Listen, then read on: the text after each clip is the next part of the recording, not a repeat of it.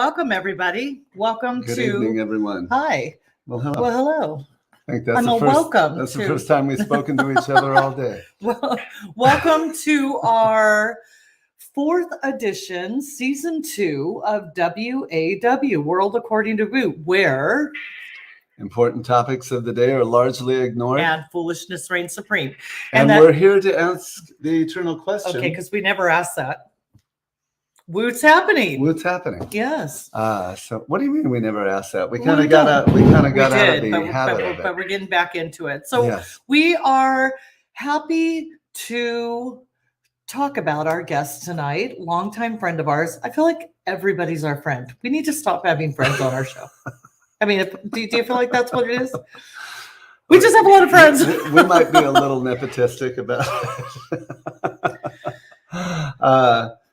By the way, thanks to everyone who joined us last week when they. Oh yeah, we had an amazing show last week, right? Yeah. We featured the one and only Woot, as I like to call him. I was thinking, wait a minute, they're asking me to be a guest. Must be getting slim pickings with the. No, it actually wasn't that at all. Hello, Pamela. Yes, hello, Bob Bacon. Hey, hi, guys. Bob. Hi, Pamela. So it wasn't that at all. It was that we kept on getting requests for you, but we had a list of people we had to plow through for the show. And was it not an amazing show listening and getting to hear the story of Jim Wooten, as I like to call him? Hearing his story was interesting. I actually learned things that I did not know. Is that right? That is true. Wow. After 27 years. Well, I mean, hey, John. You need to. How are you? You need to. You need to talk to me more about this stuff. Yeah. You might learn something. Well, it's all it's all a learning experience. I feel like that's what marriage is, though, right? You're constantly learning things about people. Women do not agree with me.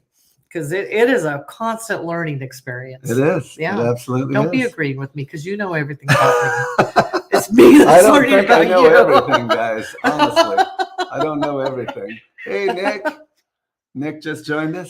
Nick. Hello, Thanks for clicking on, Nick. So we have a guest tonight. His name is Bill Worrell. And he actually is someone who played with you in the long run.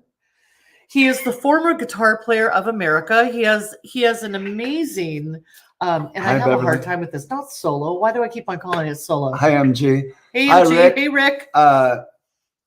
It's actually original music. Original music. Yes. Kills it. This guy, and I've heard you talk about his guitar playing. He's probably one of the best guitar players you know. And for Jim Wooten to say that, that's a lot. That's a lot. Yeah. It is. I don't. You don't have to take my word for it. Hey, Todd, thanks for joining us. You don't have to take my word for it. We're going to show you some clips. This guy is absolutely a world-class player. He's incredible, and we were very blessed to have him in the long run. For a period of time. Right. It was just prior to him moving to Nashville. Yeah. So I think you're going to really enjoy the conversation we have with him tonight. He's got a lot of interesting stories that he's going to share with us. How he started, who who were his influences. Yes. Family members being one. So there's a lot of things we're going to talk about tonight. Yeah.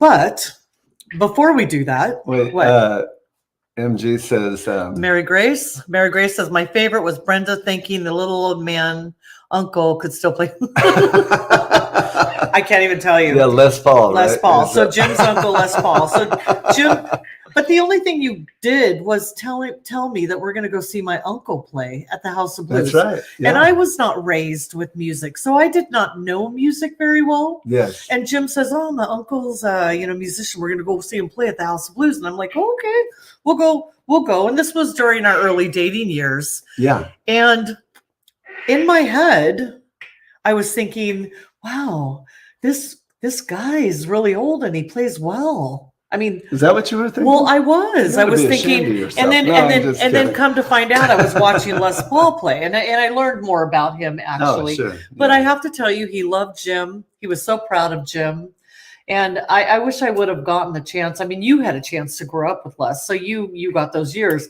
Wish I would have had a chance to know him better. I know. But we're having the amazing chance of being close to his daughter, Colleen. Oh yeah. And doing things with her. So you know, we're experiencing him through her. But I do learn a lot about Les Paul, and it's fascinating. Yeah, it absolutely what he's is. been able to do. And you're very lucky to have grown up with him. Oh, absolutely. Yeah, no doubt about that. Yeah. All of my family, everybody played something. They're all musicians. Yeah, it was a great experience. Beverly says that's where she first met us. Remember, we just saw Beverly at the Coffee Gallery. We did. I believe it was to the Purebred show. Yeah, that's true. And so thank you for your support, Beverly. We appreciate you coming out. We do. It's so fun. Oh, wait, we got Bob McCaskill on. Bob. From one bass player to another. Let's keep the music alive. Yeah, and as long as all you musicians are breathing, you'll be keeping the music alive. I promise you. It's Jim's dad. I think he played till the last month before he passed. I don't maybe know a couple months. Maybe a couple months. I don't think it was the musician will always play. Jim always says, I think I'll play till I'm about 65, 70. And I'm like, you are going to play till your fingers are not moving anymore. It's going to be a situation where the old boy may be barely breathing, but the heart of rock and roll is still beating, right? That's right. But I don't want to look like Willie Nelson out there, playing Led Zeppelin stuff. That wouldn't fly. I saw that show. It was a little bit of a train wreck, right? Oh, you mean the last show we saw Willie Nelson? The last show I saw of Willie Nelson, it was Somewhere Over the Rainbow with Carrie Underwood. Yeah, that's right. And my heart was breaking for him. It was hard. It was hard because he's a talented guy, but you could see the age kicking in, and it was sad. Yeah. It was sad. Yeah, it was. I mean, he's. So when that happens to you, I will step in and stop you. Before you embarrass me. all I ask is that you continue to change my diapers, because that's going to be I'm doing that today. So I mean, it's not going to be anything different. I'm changing diapers today. I'm doing it today. She's just kidding, guys. No, I'm not kidding. No. There is a lot of diaper changing going on a daily basis. Hey, don't make me tell everybody about how many times I've had to bring a bedpan to your Okay. All right. Okay, I'm just kidding. Are we reviewing stuff right now? Because I got a list. Hold on. No, that was totally kidding. The whole section. Well, right? people know that. They know that. They don't know that. Look at me. Look at me. Do I use a bedpan? No. You would more use a bedpan. Oh, stop it! Come on, bedpan using at this point. All right. How many shots of wine until Jim starts slurring? Well, I mean, it's all about me. This is all I got, Todd. I'm staying hydrated because we have a big weekend of shows coming up. Well, I'm staying hydrated too, but in a different way. I believe wine actually dehydrates you. Does it not? Let's look that up. No, it does, because you know what? I know because I don't drink wine every day, but when I do drink wine, I do notice. In the morning, I drink a ton more water because I am dehydrated. Yeah, that's true. You're right. See, you got to get off of that. It's alcohol, and alcohol takes away. Yeah, that's true. Yeah. Well, let's talk about our sponsor first, all right, because I'm going to be visiting them next week. I keep saying that, but things keep getting in the way. That's right. That's right. So if you're having any automotive issues, any kind of you need any kind of repair work at all on your car, we got just the guy for you, Mr. Calvin Ellis at Calvin's Auto Repair. Mention WAW and he will throw you right out of there. No, he will give you 10% off of any service that you have done. That's right. Calvin is the absolute best. I guarantee you will love working with Calvin because, number one, he's honest, and number two, he's good. And you never hear that in the same sentence about a repairman. If he's good, he's usually not honest. If he's honest, he's usually not good. So he's at 501 East Glen Oaks Boulevard in Glendale, California. You just have to walk up to him and mention WAW, and he will give you 10% off, or he will throw you out of the building. We don't know. We don't know. We don't know what. So, hey, we got some shows coming up here this week. This is going to be, normally, guys, my work week is 2 days on, 5 days off. Well, this is I I always say change up in the situation. Somehow Jim Wooten, and I love calling him Jim Wooten because I don't know you by anything else. Jim Wooten. We're actually on. I know, but I still love calling you Jim Wooten. Jim Wooten has figured out how to turn his work week around. Yeah. So most people work 5 days a week, 2 days off, right? That's right. Jim Wooten, this guy, has figured out how to work 2 days. I mean, I'll even give you that third day as a little bonus, but it's really 2 days, and he has 5 days off. He has flipped the work week. Yes, but how many of you would love to do that? Not this week, because no. Tomorrow night, 7 p.m., TLR is going to be playing at the Downtown Park in Palm Springs. The Downtown Well, Park. I think it's the only park in Palm Springs. Is it the only park? Well, when I was looking it up, it's right across the street from the Palm yeah, Springs yeah. Arts Museum. That's right. So tomorrow night, free show, guys. Come on down and just drive 7 o'clock. 2 hours of Eagles classics, and That's we're also going to be having Robbie Duran is going to be playing lead guitar with us from Bostix. So come on out and give him a TLR welcome. So Wednesday night is a TLR. Thursday night is the Coach House with Deja Vu. Deja Vu. We're doing a 4-man acoustic opener for the Gilmore Project. Which is going to be a lot of fun. If you guys have heard of Jeff Pivar is the guitar player for the Gilmore Project. And Jeff Pivar played with Crosby, Stills, and Nash. Yeah, he toured with them for many years, as well as David Crosby, his solo project. So, and this guy is a phenomenal guitar player. I'm sure Bill's and we probably actually knows saw quite a bit about him. We saw him. We saw him at the NAMM show. No. And we actually saw him at the Wiltern Theater playing with with Crosby, Stills, or David Crosby. It was actually with David Crosby's group called CPR. It was Crosby, Pivar, and Raymond. That's it. And incredible band, unbelievable players. So that's on Thursday night. Wednesday, Thursday, Friday. We're going to be starting at 7 o'clock again. All the best of Crosby, Stills, Nash and Young. Then Friday night, we're going back to the Coffee Gallery with Tailor Made Tapestry. We're going to be doing the entire Troubadour reunion show from 2010. That's a good solid 2 hours. Which was James Taylor, Carole King. Yeah, James Taylor, Carole King, all their greatest hits. And then Saturday night, TLR is back at the Canyon in Santa Clarita, California. I'm already tired right now. Listening to all this is making me tired. I can't even, like Wednesday, Thursday, Friday, Saturday. You're already making me tired. Is there something else? Yeah, we do have something else. You're killing me here. Okay, for TLR on Saturday, we have some Gold Star tickets that are available. I think they're like, I don't know, $15 or something. So make sure you get your tickets from Gold Star. You avoid all of those, and that is for service fees. For Saturday night. That's for Saturday night at the Santa Clarita Canyon. Yeah. But then wait a minute. There's one more. On Sunday afternoon, I'm going to be playing with Sweet Seasons, which is a tribute to Carole King, starring Carla Buffa, who is incredible, unbelievable singer and keyboard player.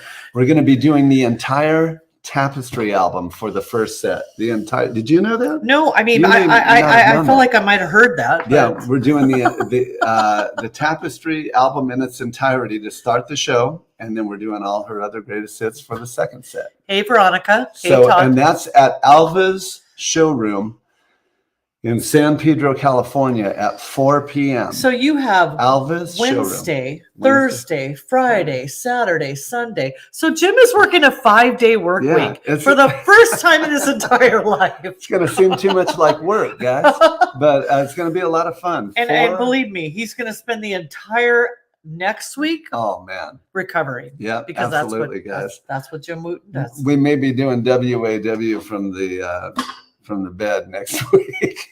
No, I get him out. Gotta go. Gotta get up. Oh man. So we got Veronica. Clara has joined us. Yeah.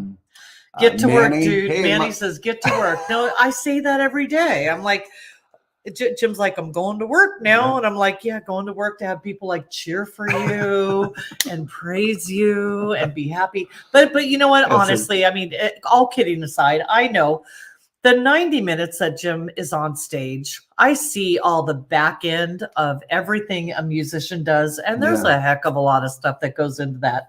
So it's not just the 90 minutes that he's on stage. It's probably the 90 minutes that you're on stage that's your favorite part. Oh, absolutely. But there's the 5 to 7 to 10 hours that you spend expediting that show, that's the work. That's the work you put in. But no one sees that. No. Except for me. Except for you. Yeah. That's right. And I commend you for that. Well, but I still need you to take the trash out and empty the dishwasher and do all the other things. He tries. He tries. I don't let it happen. He tries. I deleted that out of the contract. No. We still have that happen. He tries. So let's talk about Mr. Bill Worrell. Yeah, but first I'm going to talk about my Blondie collection. Oh, wait a minute. Well, because you guys have been so amazing to me. These are my cups. I have orders. I started this thing in the pandemic just to kind of teach myself something because I was dying of boredom. And this turned into a full-blown business for me. And I called it the Blondie Collection. And I have to say, thank you so much for our orders. I've been consistently busy and I appreciate it. But I want to remind you that Valentine's Day and Mother's Day are coming up. And this is the perfect gift for your mother, for your wife, for your daughter, for anybody. I will make a personalized cup and I will put my heart and soul in it. So yeah. She definitely will. I do. And I love what I do. And there's nothing better than getting to, like you say, make money at doing something you love to do, right? That's right. Right. That's the goal, people. Making a living, doing something you love to do. Yeah, absolutely. So let's transition right now because I'm sure Bill's going, what are they jabbering? Yeah, he's like, people, it's about me, not you. So this show's about me. Let's do this. All right. So we're going to play a little taste of what Bill does. Yeah. I mean, there's so much more to what Bill does, but this is just, I had to make it, just a little glimpse. Is glimp a word? Glimpse. No, but glimpse. Is it glimpse? I said glimp with no S. Glimp. It's a little glimpse of what he does. Yeah. So let's see a little bit of what Bill is about, and then we'll bring Bill on. Okay. Roll the tape, Roscoe. All right.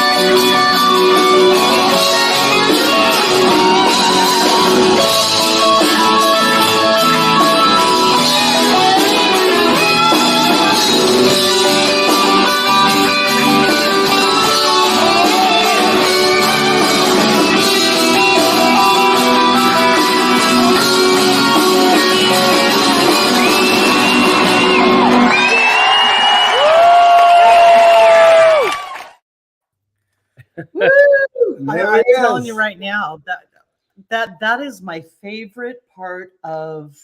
Well, it used to be your favorite part. Well, I mean, just that whole. Yeah, welcome back.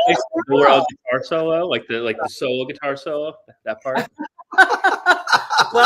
Welcome. We are so thrilled to have you on. You are not only a good friend of ours, but you are a phenomenal musician, and we're thrilled to have you with us tonight. Thanks, glad to be here. Yeah, I'll tell you that they say a picture says 1,000 words. I mean, just watching those 3 videos alone, I could go on with like 10,000 words. I know every single one of those. I know. By the way, Bill, it's later where you're at. Are you 2 hours, 3 hours difference? I'm 2 hours ahead. Yeah, I'm in Nashville, Tennessee. So it's like Tennessee. 9 something over there. So now? It's 9. It's exactly 9:24 right now for you. 9:24 exactly. What is your bedtime? 9:25. Man, it changes by the day. I mean, you know how it is. You do a gig and you're in bed at 1. If not, then it's who knows when. So are you the typical musician? I mean, do you go to bed early, or are you? Because Jim Wooten does not even think about bedtime till at least 1:30 in the morning. Yeah. Is that how you feel? If it's not a show day, I do tend to be an early bird. I tend to go to bed earlier and get up earlier. I don't know. I like mornings for some reason. Yeah, I love mornings. Jim doesn't know what morning means, but I know what it means. I just don't like what it means. Morning is my favorite time of the day. I don't think you know morning. Morning, is that a new word for you? Morning. That's at about noon for me. Right? So yeah, we've up against starting time is about 11 p.m. Is that right? Yeah, you're right. That's right. Although after COVID, Bill, it's been like 8, 9 o'clock. They've changed. They've changed the whole format of starting late now at a lot of these venues, and I'm fine with that. So are you able to see, aside from what I put up on the screen, are you able to see a sidebar of questions on the side? Yeah, I mean, I don't know how in real time they are, but I just saw Nikki Munitz's comment pop up. Is Nashville awesome? And the answer is yes. It's great. Yes. Yeah, I mean, how long have you been there now, Bill? Well, that's a hard question. I moved here in 2015, lived here until 2018, moved back to LA, as you guys know. Oh, yeah. Stayed there for about a year and then came back. And then, I kind of didn't know what I was doing. And then COVID hit and I kind of just buckled down and, had to just kind of play it safe. And, obviously that. Oh, Christy just says quite an intro there, Bebo. So Christy is Bill's sister. Christy's my sister. That's her nickname for me. Bebo. Oh man. So yeah, we've known Bill since 2012, but we don't know all the inside details as far as where were you born and raised, Bill? I was born in Pasadena, California, right down the street from David Lee Roth, actually. Wow. Okay. Yeah, my mom told the story of taking me for a walk in a crib, and he had his, his double gates and everything, and he had a sign out in front of him that says, "Nothing in here is worth dying for." Oh man, David Lee Roth there. Yeah, that's great. And so, how long did you live in Pasadena? I lived in Pasadena probably only a couple of years because my mom and dad got divorced at a very young age, and then they went their separate ways. So my earliest memories were my dad living in Santa Monica on like 9th and Broadway, and then my mom living in like Pacific Palisades. Right. So Jim and I were talking about life with a musician. Do you think that? Not to get too personal, but do you think that the entertainment life? Do you think that was difficult to deal with when raising a family and trying to maintain a family and a musician at the same time? Wait, you act like we're like babies. Well, I mean, it's a rough life. No, I was explaining that to you when you're a musician and you're a spouse of a musician, which I am.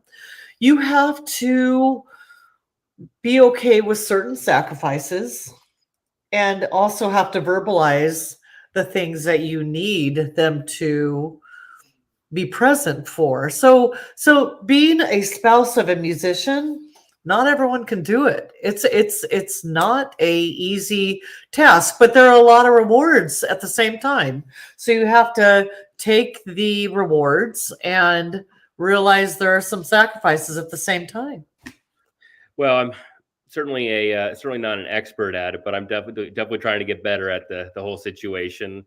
Yes, there's a lot of give and take, of course. Yeah. And I think actually, Jim, one of the things that I observed you doing with Brenda right away that I always admired was you were on the phone with her like 3 or 4 times a day, if not more. So I just being on the road with you, I mean, you check in with Brenda in the morning, lunchtime, before sound check, after the show. So just that kind of communication, I think, is one of the most key things. Yeah, you're right. Just you're present. Right. Just present. Yeah, just being present. Keeping that connection very important. going. Yeah, very important. Right. Very simple, but very important. Very simple. Mm-hmm. I think honestly that the fact that you brought that up, I think if all musicians would realize, because wives deal with musicians who are on the road. It's not a typical life. But yeah, if you're just present, it means the world. So yeah, so that's another whole thing. But anyway, let's move on to my psychiatry. Okay, stuff. so what would you like to ask?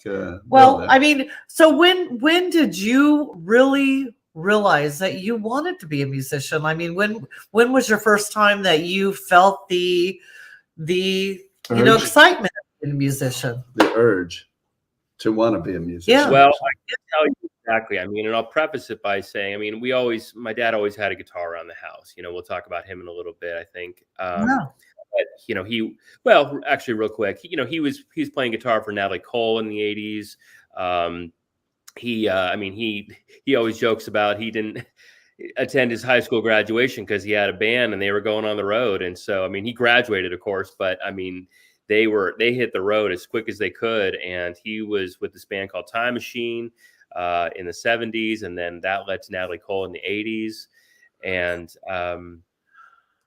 so he always had guitars around, and I don't know if I could demonstrate it, but like he would tune the guitar so that when from the open strings, it would sound like an E chord. So here's an E chord here. But if I were to tune this thing to the notes of the chord, well, now when you strum the open strings, it sounds good. Yeah. So, I'd sit on his lap and I'd strum it and, I could play it. And then he just, point my finger there and go there. And it always sounds good.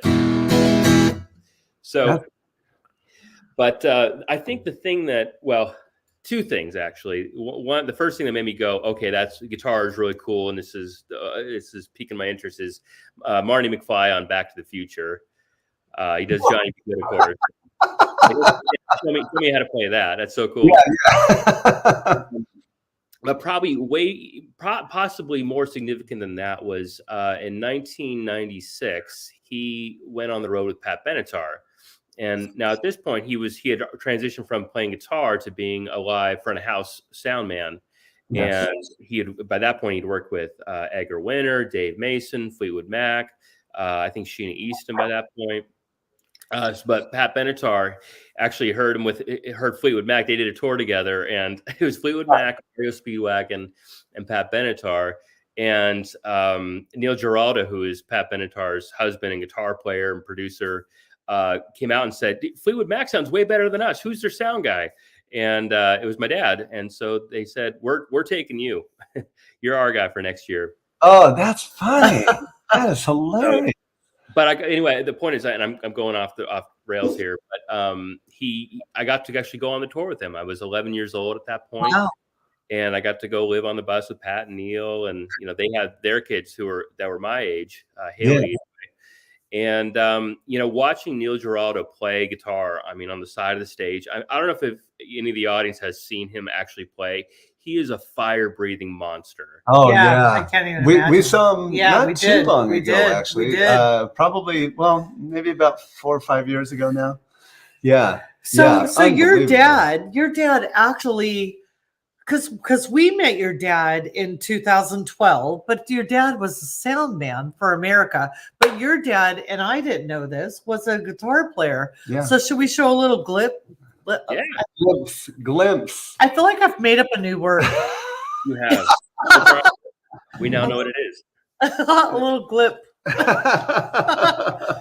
Let's show because it floored me. He actually looked a lot like you, which was with blonde cool. hair though. Yeah, with blonde hair. But his style and the way he was playing looked a lot like how you played. So let's show a little glimpse. Glimpse. Okay. Glimpse. All right. GLIMPSE. All right, I'm doing that. So this is Bill's dad, Jeff. Yes. Playing with Natalie Cole on The Tonight Show. Okay. All right. Let's see.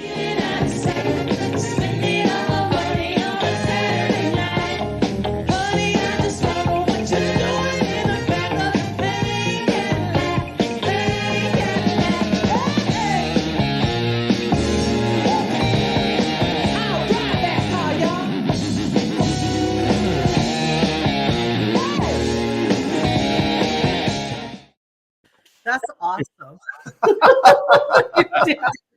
I'll tell you, I see those clips and I'm so proud of the old man because there's so few in existence, but he's up there rocking it. Oh, neat. Funny, that is man. so amazing. Now, how did it come about that he started playing with Natalie Cole, Bill? That is a good question. Actually, you may have noticed a keyboard player to the left of my dad, audience right. That is Rich Campbell, who is America's bass player. And they've been longtime friends. And wait a minute, that was Rich in that clip? That was Rich. Yep. Oh man, do you know Rich? Yes. Remember when we went and met the guys in America when we went and saw Bill play with them? Oh, I mean, you met him. You met him. Yeah, I didn't remember that, but that was super fun. That was super fun. Yeah. Okay. Well, so Rich is multi-talented. So he played bass and he played keys, depending on the song, of course. Right. And then actually another guy who's a follower or we're friends on Facebook is David Joyce on the other keyboard part. And David is just a tremendous musician. So I don't know if he's watching, but shout out to him. Yeah. But I believe it was, my dad would have to tell the story, but I think Rich basically, was getting involved and got him involved, said, hey, I know this great guitar player. It's a typical music industry thing. Someone knows somebody. Sure. You can't have too many friends in this industry. Not at all. Not at all. So at what age did you actually start playing, Bill? I mean, where you actually said, okay, now I'm gonna pick this up and I want to be a guitar player. Do you remember the age? I mean, when you were on tour with Pat and Neil, were you playing at that point? Yeah, I learned a few chords by that point. I'd say when I was about 9 years old, and again, the Back to the Future thing, I started learning this and that. But I'd say by that Pat Benatar tour, I was getting kind of serious. And especially, like I say, to see Neil Giraldo was like, okay, this is what I want to do. Sure. Tour buses, amphitheaters, and they were touring with Styx and Steve Miller. So, the hotels and catering, Yeah. Oh, man. I'm liking this. Speaking of relationships, Pat and Neil are obviously married. So I saw, hey, husband and wife getting to go out on the road together. Yeah. You can have your family, it's having your cake and eating it. True. They're making it work. They're making it work. And that's the way to do it. I think if you do it together, I think it'll work. I think if one goes and one stays, I think it's a problem. Yeah, you're right. You're right. It's not. So basically, healthy. You have to bring your wife with you everywhere you go. Musicians be like, oh no. Bill is still unencumbered, so he doesn't have to worry about that at the moment. Well, but should we jump to America? I think we're in America. All right. So I have some great pictures. No way. Well, okay, Bill. So what was the first band that you ever played in, that you can remember took part in and maybe got a little bit of a paycheck from? Well, a paycheck from? Well, actually, I can tell you, when I was in 9th grade, I got involved with the high school jazz band, and I got to learn all the jazz chords and all that good stuff. And my, I don't know, I guess my band teacher must have seen a little bit of promise or something, because he asked me to sit in with his own big band on the side. They were playing up. I went to Moore Park High School, so they were playing up at what was that club? It wasn't Catalina's. It was north of that. It's up in Ventura. I don't even know if they're there now. Anyway, just a cool club in Ventura, and it wasn't much, but I think I made like $50 to, just read jazz standards, read down all the charts. So it was a great opportunity. Wow. Yeah. Oh, wait. So your mom has come just on. Clicked on. I have a photo of him. Oh boy. Lori. Is this those naked pics? Oh God, we can't show these. Send it to me, Lori. I'll post it. So no nude photos allowed. Yeah. and your sister actually says, "When the autumn moon is bright, what a terrible sight." What is that? Well, that was one of my first early songs. You ever seen that movie, Forgetting Sarah Marshall? Do you remember that movie? I did not see it. He did not see that. I promise you. But I did. I did. Yes. Well, there's this whole scene where Jason Segel, like, he's a writer and kind of keeps it to himself and stuff. And then Mila Kunis, tries to get a song out of him. And he finally is like, all right, fine. And he starts singing the song about Dracula. And if Van Helsing come, I eat him and suck his blood. That's basically what my song was like, but only with werewolves instead of vampires. So thanks, Christy. So I know the answer to this next question, but most people out there probably don't, Bill. But how did you get involved with TLR when you came into the group? Well, talk about being at the right place at the right time. Someone who I consider a very dear friend at this point, Alan Moreno, who plays guitar in Which One's Pink. I've known Alan for years, and we met when he was working at Tour Supply in North Hollywood. I used to come in there, we just, over the course of years, I suppose, we just became friends. But anyway, I went to see him playing with Which One's Pink at the Canyon Club in Agora Hills one night. And I just broken up with my band. I'd done a tour with America as their guitar tech. I'd left because I had a country band and we were going to make it. And we actually did have some record label interest, but it just never really panned out.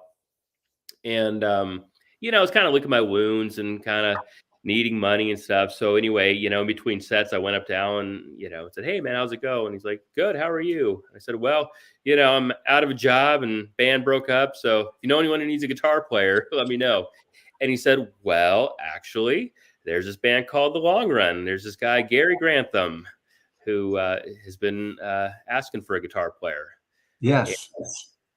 And so I went down to Sagebrush, and that's where I met you, Jim. You and yeah. Gid.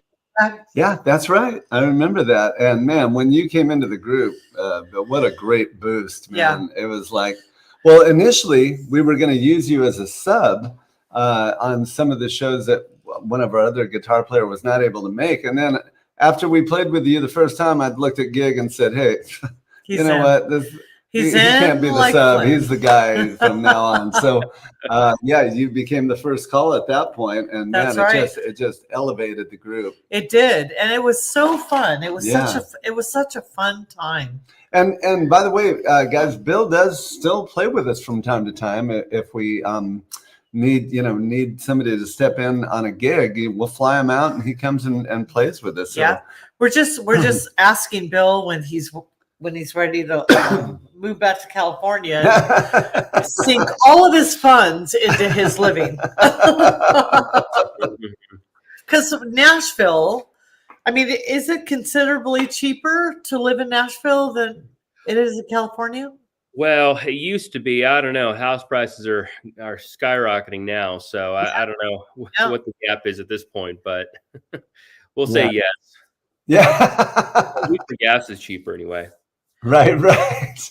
So then after The Long Run, how did that whole So what happened with the transition from The Long Run to being with America, the lead guitar player for America, the band? Yeah, well, it seemed like for 10 years there, I was sort of going back and forth between the two bands. Like I said, I'd gotten off the road being a guitar tech with America, and then joined up with the Long Run, and then turns out I'm trying to figure out what came first, but basically Woodsy, the longtime lead guitar player for America, he'd been there for over 30 years. He was diagnosed with cancer. Yeah. So the decision, of course, to step down, get off the road. And I had the chance to sub for him when I was teching. So that alone was a great opportunity that I was so honored to have had. But, I think the guys knew I could play the songs. It's probably easier just to pull me in than train someone else. Sure. And I like to think I did a decent job, but yeah, we saw you a few times. Yeah, you were incredible. We have Gig joining us. He has a little well, thanks, Gig. Appreciate it. Yeah, well, I was counting my blessings. I mean, because you're a working musician long enough, and you go, hey, I love this. This is what I want to do. But there's tough months there, and so to finally get that gig where you're not only teching, but you're actually the lead guitarist, it was a very exciting time. Oh, by the way, how's Woodsy doing, Bill? Have you heard anything about him? Well, there's a positive outcome to that, actually. He got through chemotherapy, and he got through it. I forget the terms. I'm so sorry. I'm like blanking on what the terms are. He's in remission now? Remission. Yeah. So I'm embarrassed to say I haven't checked in with him in a while to see if anything has happened since, but for several years there, at least he was fine, and which we're all very thankful for. So here's a fun picture of you with America. This is you on stage. Your time with them, I'm sure, was super amazing. But there was a time where Swan and Jim came to visit. I think they brought Swan on stage, right? Was it the Saban Theater, maybe? I think it might have been the Saban. Yeah. So that was and what's Swan actually came up to play Horse with No Name. With them. And Swan is a huge, huge. He loves America fan. Huge, like loves them. And by the way, people may not know this, Bill, but we had our own tribute to America for a while. You remember that? Yeah, I do remember that, and I would love to pick it back up again. Yeah, a band with no name. A band with no name. Maybe great logo. A band with no name. Nobody knows no name.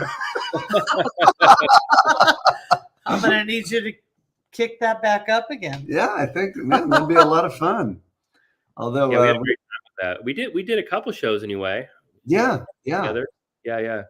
No, but it was great having Swan up there. I do know that he was a huge fan, and he and I actually share a favorite America song, which many of the audience won't know. It's a song called we did it as a medley. It's Cornwall Blank, and we did a medley with the song called Hollywood. And I'm sure. Okay, Jim, I'm sure you know it. Absolutely. You do. Yes. But it's a deeper cut, but I think it's one of the just vibiest songs. I mean, I think of like the 70s, and I think of just the kind of almost psychedelic kind of thing. That song I loved playing every night. It's a great tune. I know I've played it for Brenda. She probably doesn't know it by title, but once she heard it, she would recognize it. I would recognize it. Yeah, I would recognize it. Great song. Gig says, I don't even know what we were just talking about rebooting. I don't even know what with no name. Oh, okay. All right. Well, Bill, that would take you moving back to the Los Angeles area. Would you shows over Zoom? That's right. or flying in quite a bit. But how often do you get out to LA these days, Bill? Man, I haven't been in a while. I'd have to think about it. I don't know. There's this whole COVID thing. It's been such a wrench in the gears of any kind of touring and traveling. Yeah. So I don't know. It's kind of put a big wet blanket on everything our entire life. So, I'm sure a lot of people would like to know what was it like working with Dewey and Jerry? Well, they were great. I mean, talk about some of the nicest guys out there. I mean, very, very humble, very witty. Jerry especially is extremely witty, and Dewey is just such a great, I mean, just a great person. Both of them were phenomenal. And I mean, talk about the stories those guys could tell. I mean, even when I was traveling with them, we were doing shows with the Who's Who. But I mean, back in the 70s and in the 80s, I mean, they had stories. Yeah. But they literally watched you grow up, right? So they knew you from a very small lad to who you are today, right? I met them when I was early in college. Well, actually, I would have been in high school, I think, actually. High school years. So it was your teens.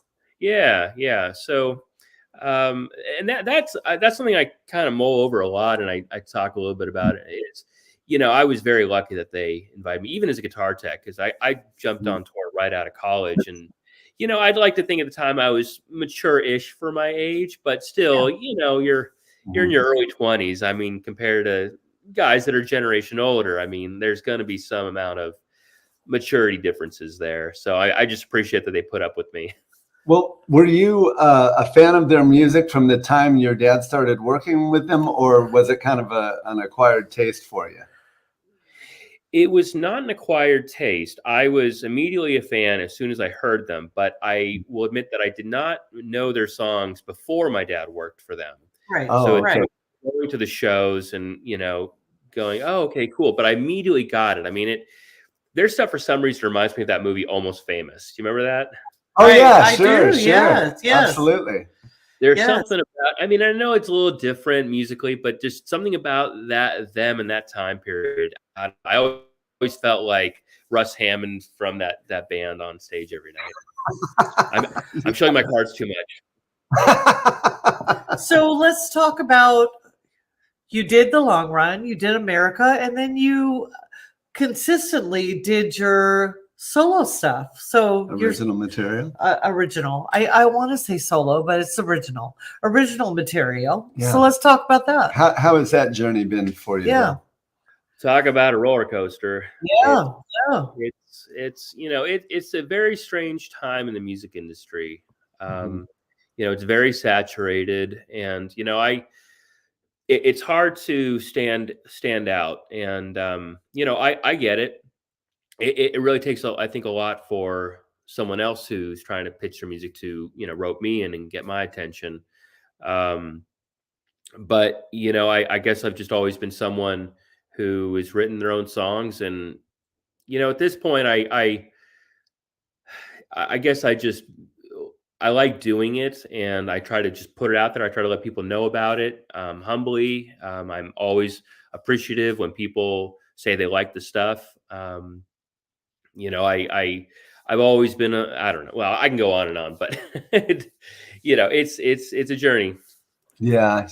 Well, I mean, the one thing I really like about your original stuff, Bill, is the fact that you don't shoot to only play in one style. You have a lot of different styles on your recordings, and I love that about an artist.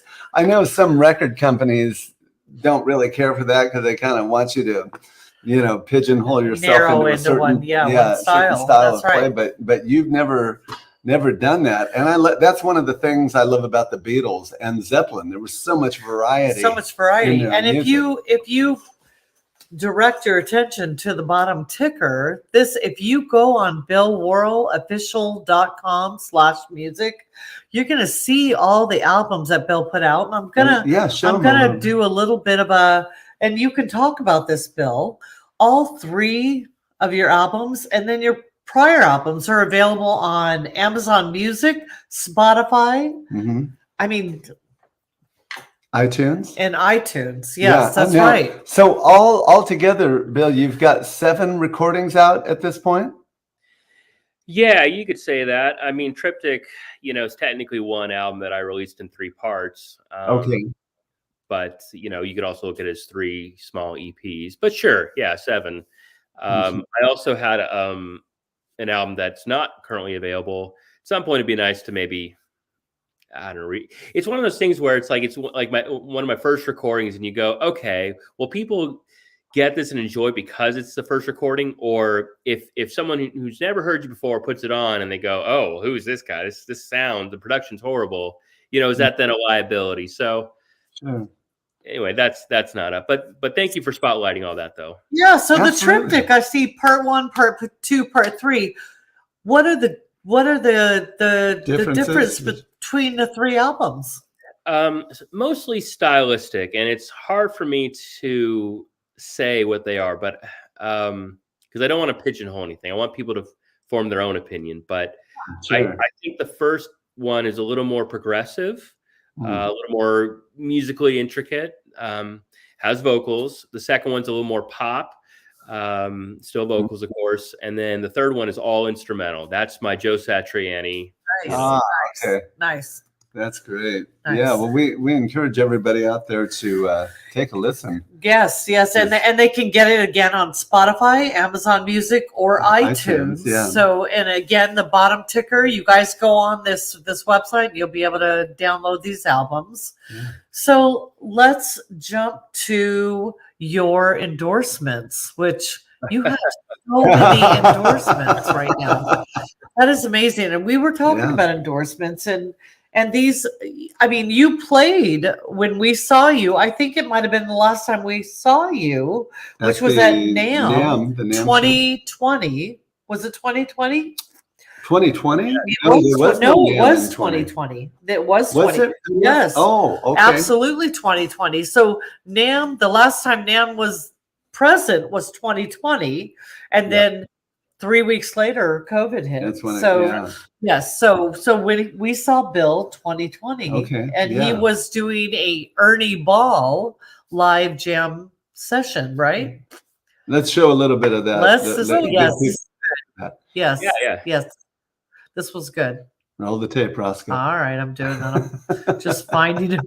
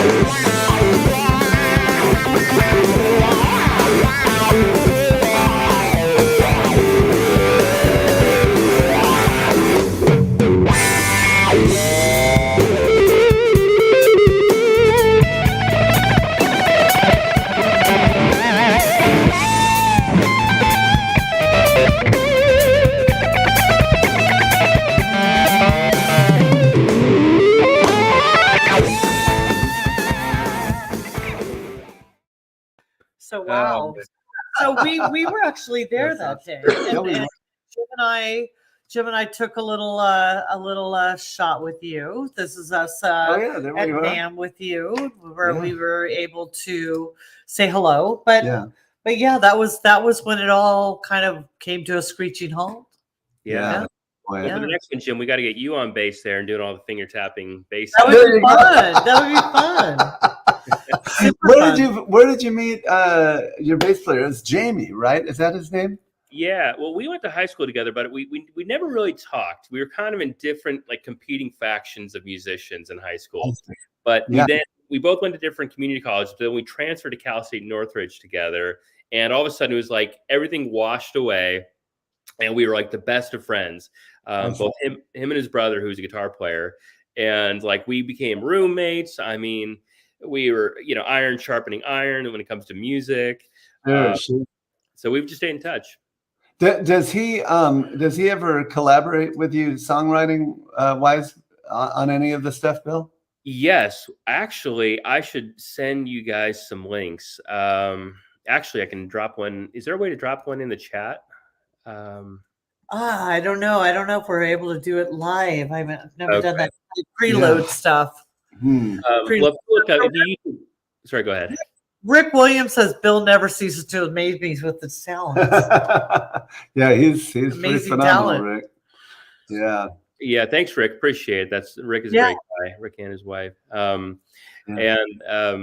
Anyway, if you look up LA Jam tracks on YouTube, you can see some of the stuff that Jamie and I have done. Jamie Lewis is the bass player. Jamie Lewis. Okay. And, now, has Derek done any work with you yet? I know you've been talking about doing some stuff you with and him. Derek are going to be working together Yeah, well, we did a collaboration. We actually, I had an instrumental called "Hats Off to Jimmy Page." Yes, yes. Which is obviously not to Led Zeppelin, but it's even more of a nod to the song "Hats Off to Roy Harper," which is the last track on Led Zeppelin 3.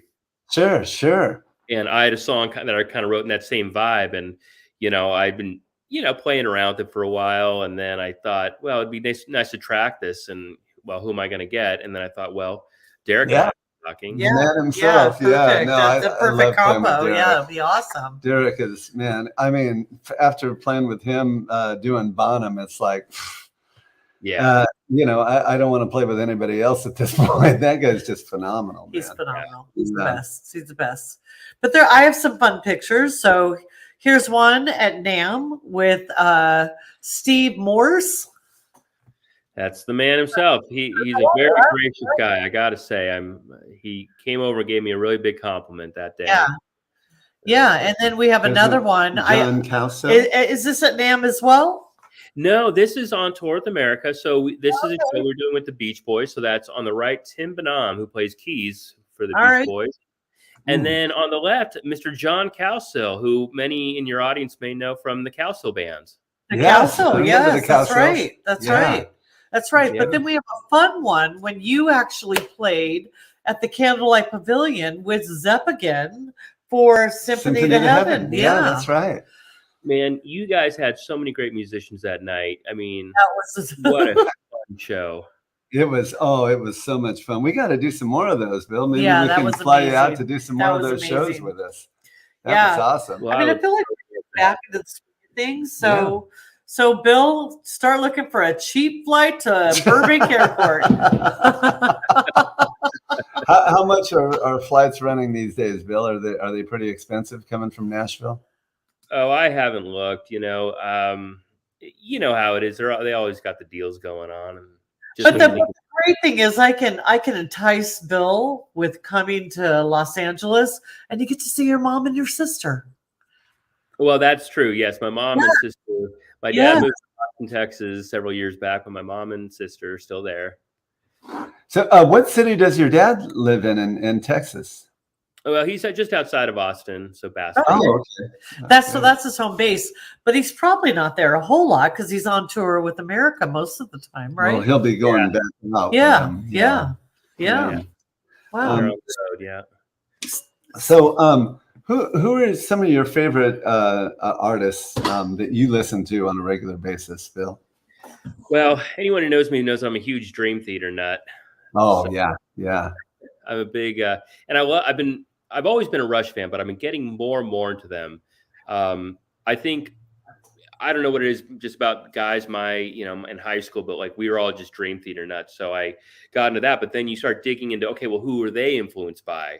So Rush was a huge influence for them. Pink Floyd, of course. Oh, sure. Yeah.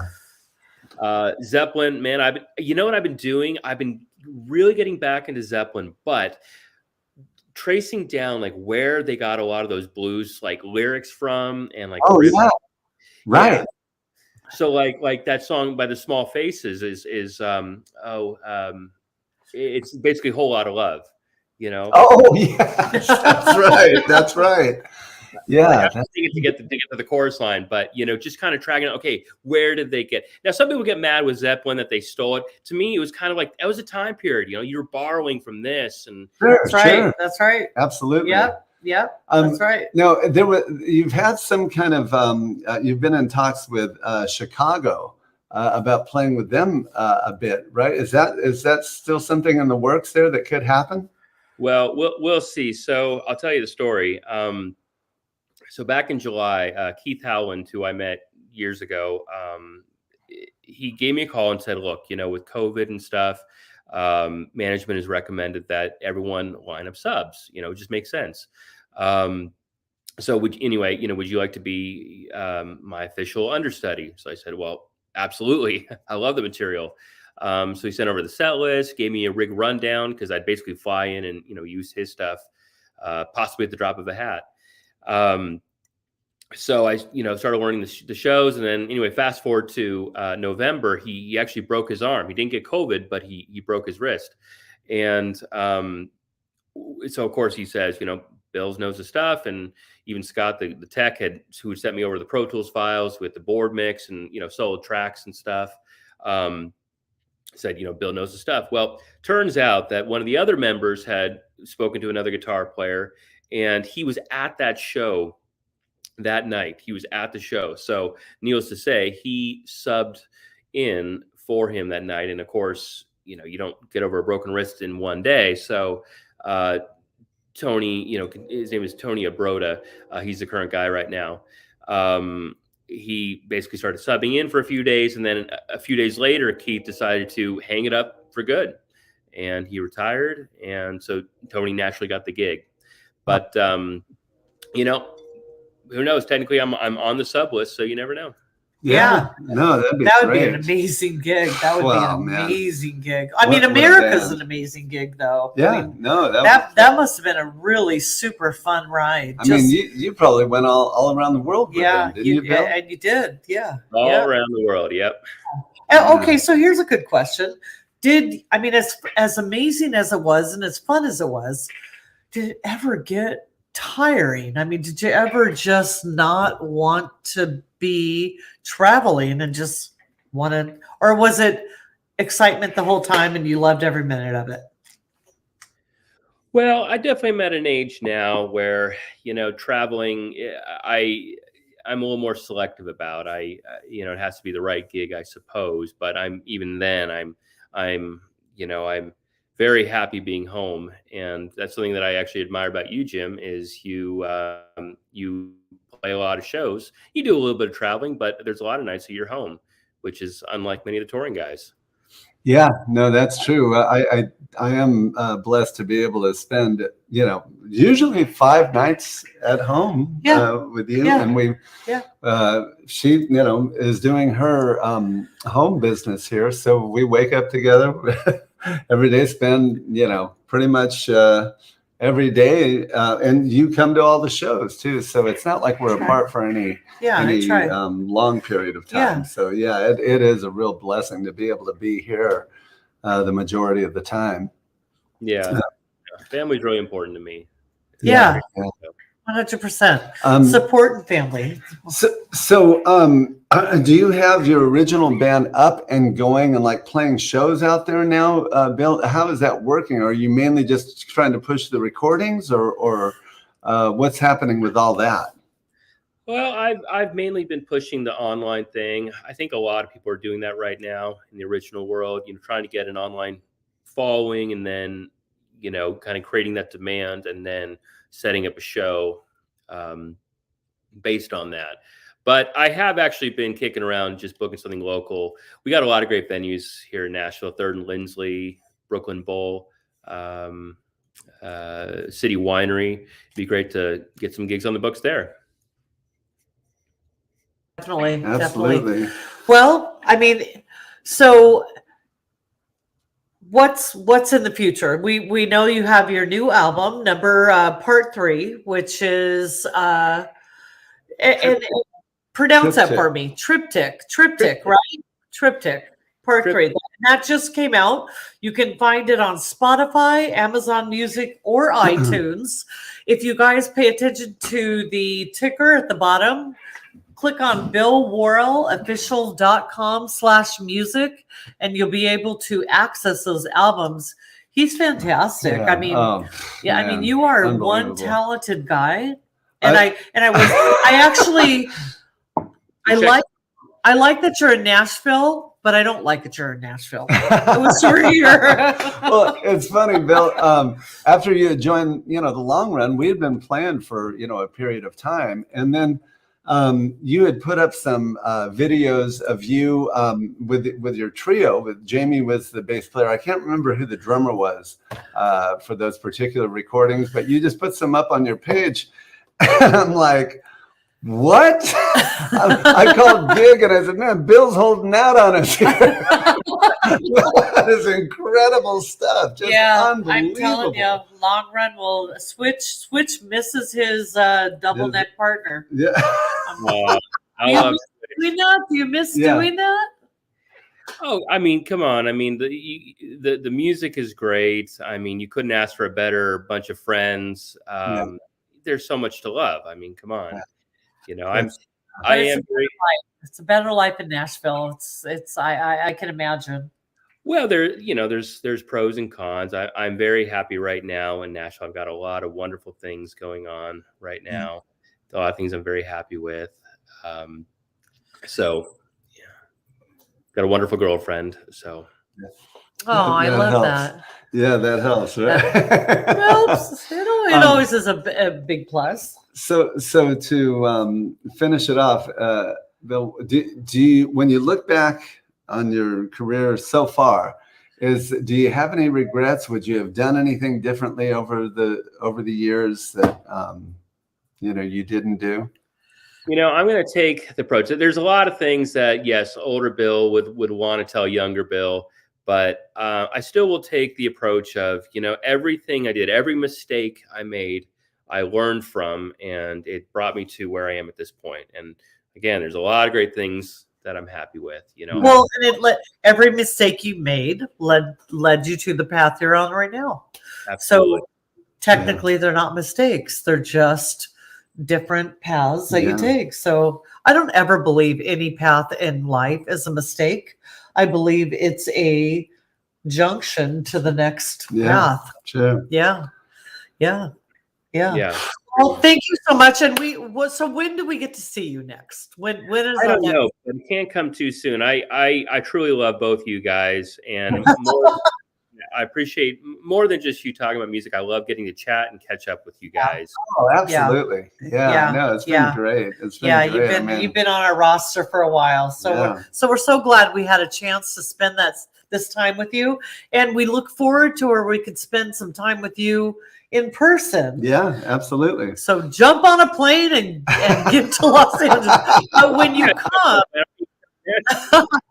we would love, what? Jim and I have yet to visit Nashville. Neither one of us have been to Nashville. No. So I would love to come to Nashville, and maybe you can be our tour guide. Yeah, the guy that's in our the James Taylor tribute that I'm with, he keeps telling me, guys, we all just have to move to Nashville. I see pictures and it looks absolutely amazing. Yeah, it looks amazing. So and it's just a city full of music, right? Oh yeah, full of music. So I think it's a place that we need to put on our list to visit. And when we do, Bill, I'm going to need you to block off about 4 days. We're happy to do it. Sounds great, man. Thanks so much, Bill. Thank you so much, Bill. We had a good time. And anything you want to end with? We're going to, again, visit billworrellofficial.com/music. Check out his music. It's pretty amazing. Stuff. Yeah. So spend some time with that. You have a brand new album, part 3. Triptych. Well, how, so what does that mean? How close together did you release those recordings? Well, farther than I intended. There was a lot of production issues, but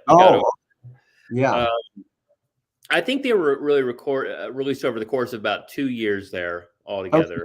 Yeah. Which was, I didn't want to release them back to back. I wanted to have give each one a chance to breathe a little bit. Sure. But to answer your question, Brenda, a triptych is any piece of art that there are 3 parts to. So typically you see this on like paintings. So there's like 3 paintings on a wall, and they all, if you look at it kind of adds up to one image. Okay. So I kind of have that idea on the cover, but also again musically, album. 3 sides to 3 different sides. Like a trilogy project. Gotcha. Who did your artwork for your album? I actually did that myself, and I feel kind of bad about it. I had hired a great graphic artist, and without getting into the details, we didn't have any kind of fallout. We just kind of lost touch somehow. I don't know what happened there. But anyway, I had to get this album artwork done, and sorry, I'm going off track here. you look at the album artwork, it tells a story, 1, 2, 3, on each album. So you have 3 different images and you have 3 different albums, so that it does tell a story. Yeah, well, and I hate to say it, but I for all the artists out there, but I whipped that up in about 5 minutes. For all you graphic artists out there, because I'm not a graphic artist whatsoever, and I just kind of it's a good album cover. It's very, you know what? I always say I'm a graphic artist. I'm a trained graphic artist. I went to school to do graphics, and the main thing was simple is better. The less, the better, and that's what it is. Yeah, I agree with that. Yeah, simple is better. All right, Bill. Well, thanks so much. We'll let you get to sleep. It's after 10 over there, right? Yeah. So what I'll do is at the bottom of this feed, I will put all Bill's information on how you can access all these albums. Bill's page. This is going to be, I'll put the billworrellofficial.com/music at the bottom of this feed. And then also the links to Spotify, Amazon, and iTunes. So you can buy Bill's album, because he's a phenomenal musician, and I think you should dive into it. Yeah, absolutely. We highly recommend it. Well, thank you, guys. That is so wonderful of you to say, and I sure appreciate each and every person who comes and takes a moment to listen to the songs. I work really hard to make them sound good for everyone, and work with other musicians, and just create a great listening experience. Yeah. So quick question. Are you coming to NAMM in June? Well, isn't the Summer NAMM in Nashville? So it's going to be, it's supposed to be in Los Angeles in June. That's what's on their site. So who knows? I mean, these days we don't know, but NAMM is supposed to be at the end of June in Orange County. Well, I got to then. Yeah, absolutely. We'll definitely hang All right, out. well, we'll let you know when we're flying into Nashville so you can reserve some days to show us around. All right, Bill. Thank you, Bill. We had much, such a good time with you, and we'll talk to you soon. I'm sure we'll be in contact within, the next day or two. Sure thing. Much love, guys. Yeah, thank you. Have a great night, brother. Bye. Bye. It's the world according to Woods. It's the world according to Woods. According to Woods. Good evening, see me.